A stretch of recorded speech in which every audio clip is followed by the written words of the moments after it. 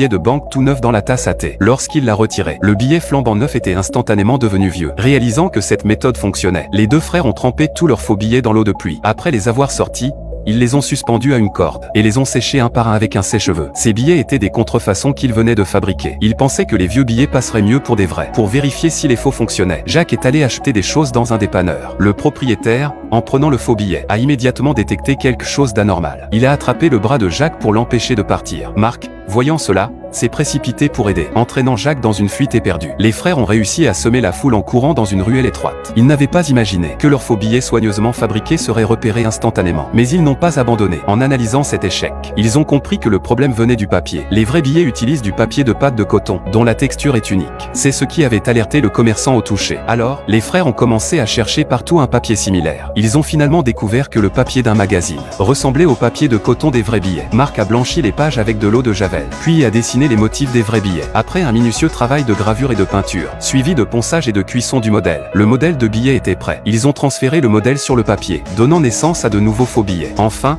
pour la bande de sécurité, ils ont trouvé une astuce. Les bandes des petits billets étaient interchangeables, en les détachant de vrais billets de faible valeur, et en les collant sur leur contrefaçon. Même les détecteurs de faux billets ne les repéraient pas. Prêt, les deux frères sont retournés au même dépanneur. Ils comptent tester si les billets de banque